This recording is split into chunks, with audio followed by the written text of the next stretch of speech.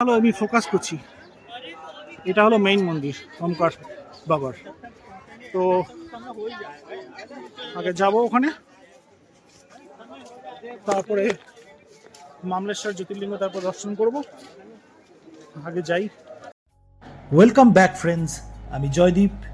আর এই পর্বে আমার গন্তব্য মধ্যপ্রদেশে অবস্থিত ওমকারেশ্বর ও মামলেশ্বর জ্যোতির্লিঙ্গ।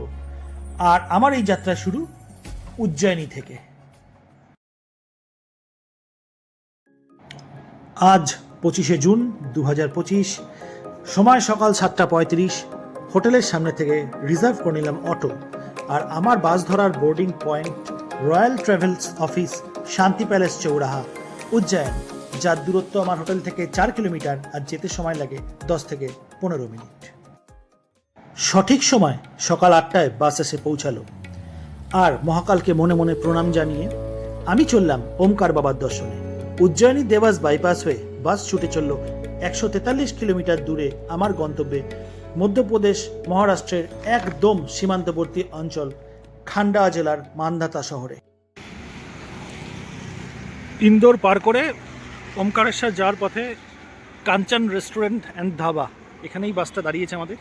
বৃষ্টি হচ্ছে তাই বেশি স্পেসিফিক ভিডিও আর করে দেখাতে পারছি না, বাইরে দাঁড়িয়ে দাঁড়িয়ে ভিজতে হচ্ছে। রয়্যাল ট্রাভেলসের বাস।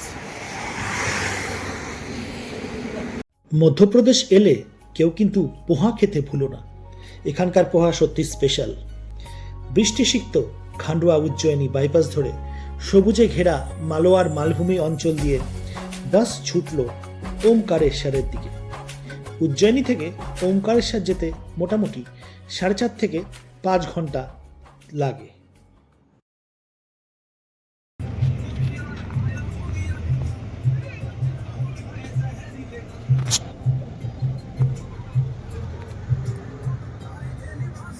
আরো আধা ঘন্টা লাগবে জার্নি করে ট্রাভেল।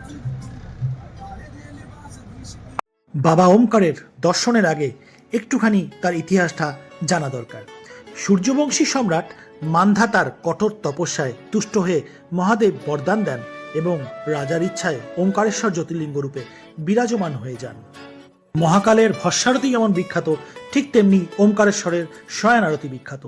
মহাদেব মা দুর্গার সাথে রাত্রি যাপন এখানেই করেন বলে মান্যতা রয়েছে। এসে পৌঁছে গেছি।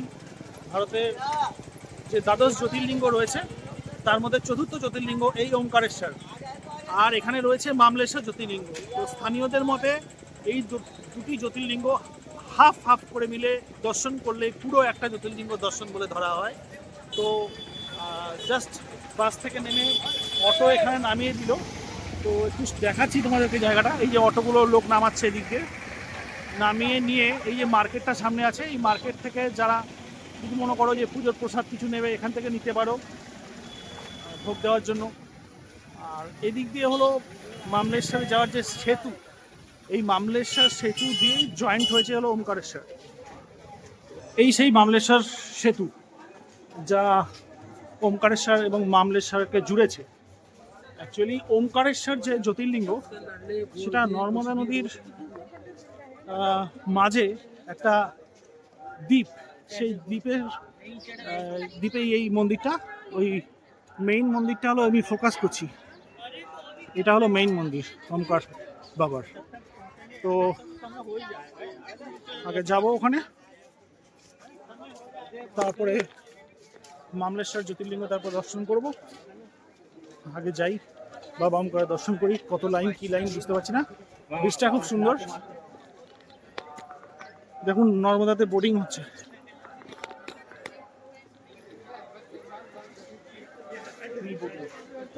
দুদিকেই করছে প্রচুর।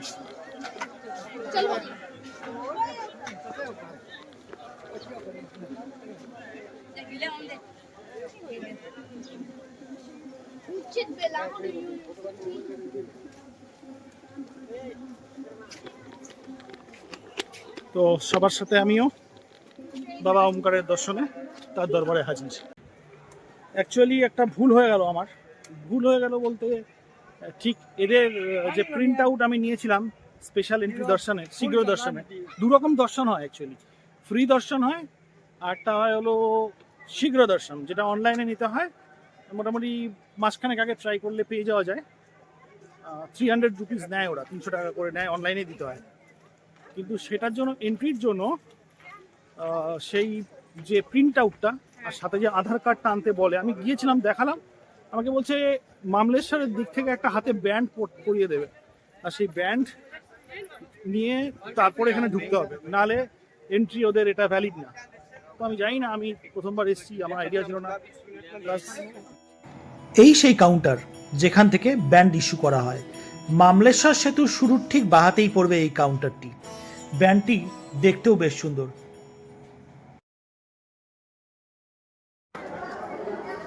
এন্ট্রি পয়েন্ট দিয়ে ঢুকলাম শীঘ্র দর্শনের লাইনে।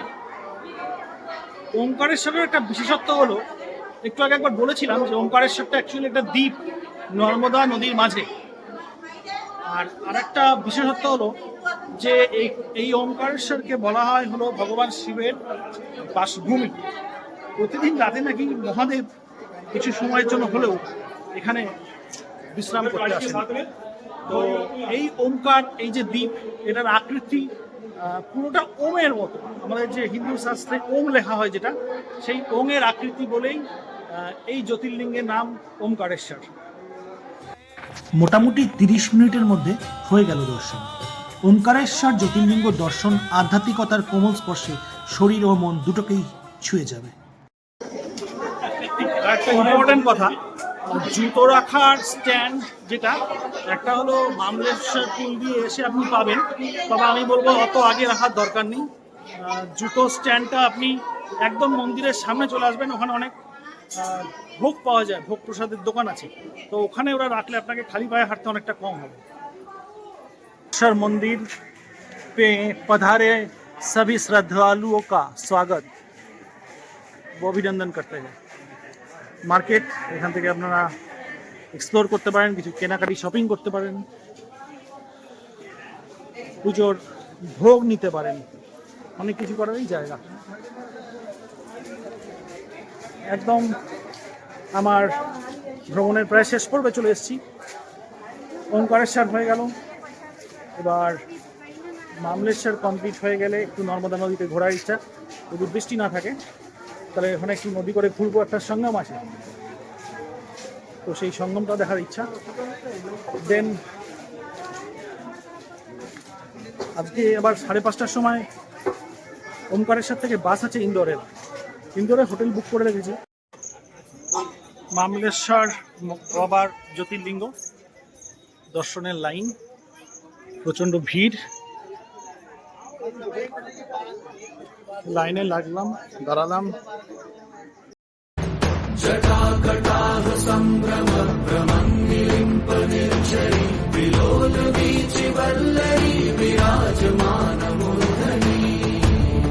মামলেশ্বর জ্যোতির্লিঙ্গ দর্শন করে কোথাও যেন একটা ব্যতিক্রম অনুভূত হলো, যেখানে ওমকারেশ্বর এবং মামলেশ্বর একে অপরের পরিপূরক, একে অপরকে ছাড়া অসম্পূর্ণ।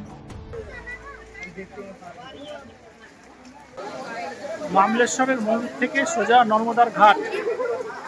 এখানে দেখার মতো জিনিস হলো বোটিংটা, অনেক কিছু দেখা যায়, কিন্তু বৃষ্টির ওয়েদার, সাঁতার পারি না, সত্যি কথা সাহস নেই এর জন্য। তো এখান থেকে প্রণাম করলাম নর্মদা নদীকে, জল নিলাম, এখানকার জল নাকি বেশ পূর্ণ, নেওয়া বাড়িতে রাখা।